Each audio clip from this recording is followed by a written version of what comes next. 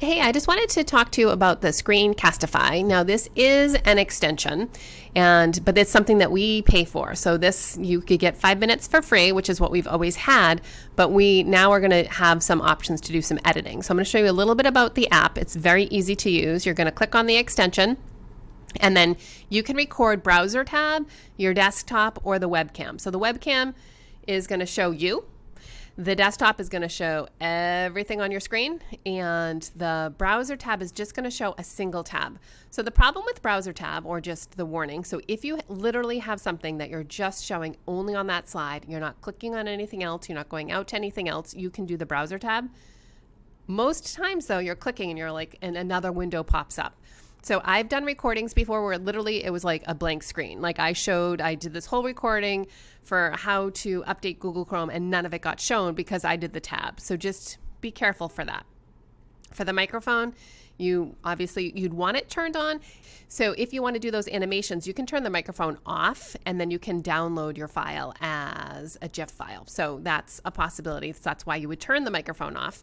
And then the embedded webcam. So if you want to have your screen, plus you want to have the webcam on the side, like a little picture of you at the same time, then you can turn that on. I rarely do that. I don't usually want to see myself. So then you just click the record button. And that's going to tell you, okay, I'm going to do my entire screen. And so you can see that I'm actually recording this video using a different recording app so that you could see all of the options. So if this is what I want, I click on it and I say share. And so then it's going to start. It's going to give me my countdown. And I get some drawing tools down here. So you can see that there's an eraser. So if I wanted to like draw on my screen, I could do that. And then as soon as I'm done with my video, I can click up here and I can stop my video. Okay, so here's my video. There was a little bit of a delay. It's going to play back, and it plays back muted. It's not titled yet, so I can click on that to switch the title. And then if I want to do those edits, then I can click and open it in Editor. So if sometimes you just do a video, you're like, whatever, that's good enough, and you're going to send it off. That's a really great way to do it. But you can go to Editor. The rest of this video will go into that. But let me just talk to you a little bit about the sharing. So you can put it directly into Google Classroom. You can upload it directly to YouTube. You can get an embed code. So if you have a website, so I know some people have websites, so you can do that. And you can click on more options here. So this one's private, only I can view the video, but I can click on that and I can switch it so that anyone at Sandwich, most of the times if you want parents to be able to see it too, you're going to need to make it public so that anyone can see it. Unlisted is anyone that has that link can view it, but it's not searchable. So I can't search for my name to find my video. So sometimes if I'm doing things just for my class, then I'll do it unlisted. Other times I don't care and I'll just put it public. So I sort of switch what I do, and those are usually the options that I pick, and I don't usually limit it to Sandwich. So I'm going to click on that. And the other options, I'm going to click on more options down here. I can send my video in an email. I can make a QR code if I wanted to do that. So that would be more like if we were in person and you'd had something around your room, you wanted to have like a little video demonstrating each center. If you were doing centers or something like that, that might be something good that you can do. And then for the download, you can just download it to your computer. You can export it as an MP4 file. You can export the audio only, or look, this is the one, an animated GIF file, GIF. I can't keep saying the wrong name. So you can export that as an animated GIF file, and you can just play that and put that like in a presentation if you wanted to do that. So those are sort of the options. Most people will just put it in Google Drive, and that will be the end of it. And then I can view it on Drive because it automatically downloads. If you pop over right away, you'll see it in your quick access. And the next thing I want to do is I also want to right click on it and I want to move it. So you can show, this is kind of a neat feature to show where it's located, but I just want to move it. And so you have some choices where to move things. You can link things in multiple places too, so it doesn't have to be in just one place. So I usually move it with the content, so that way I can always find it. So I have some training videos that I've been doing. I probably want to put in a folder for Screencastify because this training video is about Screencastify. And then I can move it there. And so now that file is just where I want it to be, and I can find it and locate it. So that's always important to do. So here I am in the editor, and I want to make some cuts to this. This is a really long clip. So this is 10 minutes and 43 seconds, which is super long. So I'm going to snip. So I've played to a certain point, and so I know I want to snip right here. So I'm going to click that, and that just put a cut. And so let's say I knew where I wanted to cut something else. I could just click. So the trick is this part has to be highlighted. See how it has the yellow around it?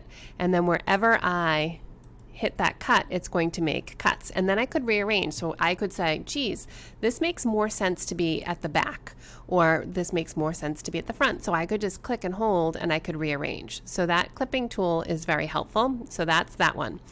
This tool right here is a cropping tool, and just like that's the tool that you would see in all sorts of different applications that you probably use, but for here, if I clicked on that, then I would drag over. So let's say I just wanted to show this part. So I would click and show that, and then I'd say done, and look what happens. It just brings that to the forefront, and it takes away all the other things. So that's what the crop does. This is just, it zooms in to your slide. So if you wanted to do that, you could. I've never actually used that function myself, but you can zoom in. This text adds text on top. I make mistakes all the time when I record, and sometimes just throwing some words on it or just giving a signal to the kids, you know, this is something important. So you can type something there, and then you can of course go in, and as long as it's highlighted, I can change, and it will change the font, and I can change the background color, and I can change the font color. Obviously these are terrible colors, but you can make those changes. And then because it's in a box, like you can sort of say here how you want to align it. So that's one alignment, and this is the other. So this is the horizontal alignment. It aligns it, you know, if I go into the center, it's in the middle. This alignment is the one that's the vertical alignment, so that puts it in the center. This puts it as a top align, and this puts it at the bottom, so if you want to have it at the bottom. So wherever you want it to be positioned, and they're using this window box, it's going to align it with that. And same thing with the horizontal, so there's that. If you wanted to delete, it's gone. This is to play, so I never cut without playing. So I play and I listen, and then I decide the exact spot. I watch to see the time, so I can say like, okay, this is the exact time, and I make those cuts that way. The easiest edits to do are the handles. So you can see each segment that I mouse over, I get that 6 box handle on each side. And so if I wanted to just trim the end, I can make sure I just click on that handle, and I can drag it in, and notice it changes the time. So I'm just cutting off large swaths of time at the end of this video. There is another feature that I wanted to show you, and that's my most important one, is the undo. So I've made all these changes. I've obviously been doing it while on this video, so I haven't checked to make sure anything is correct or it's good. So I only know the first cut is the one that I wanted to actually make. So I'm just going to hit undo. And so you can see this undo will keep undoing until I get back to where I want to go. And this is the whole thing again. So I'm like, oh, the first cut I really wanted, so I can redo. So the undo and redo are awesome, awesome features. When you think you're done with the video, then you can click the export, and you can either send it as an MP4 file, or you can export it right to Google Drive.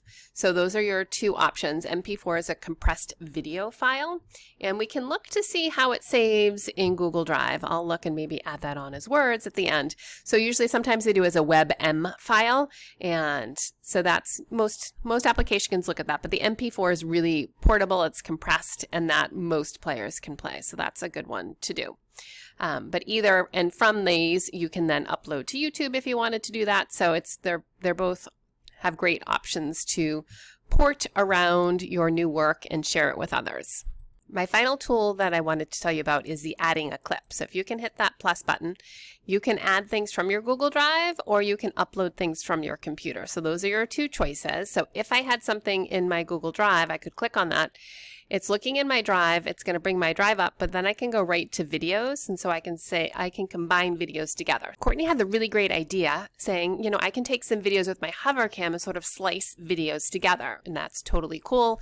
So she could do that. So if there was a hover cam video that she wanted to grab, she could do that. You can pick any. And so you can see a lot of these. I have my files, like, as I said, there's WebM and there's the MP4. So I save obviously in different formats. And so I could look through all my videos, or I can go on my drive to import them. And let's say I'm just going to take this one because it's a shorter video. They're unrelated, so it's going to take a little bit to process it. And so now look, the video is here. And again, I can use this in the beginning to cut the beginning of the video, or I can go back, you know, so you can scrub, you can use these handles at the beginning or the end. So knowing all these features will be really helpful for you to make some awesome edits to your video. Don't spend too much time. Like, you could waste a lot of time making them perfect. The kids like to see mistakes. They don't need to be perfect. So just do the best you can. And I hope you give the editor a try.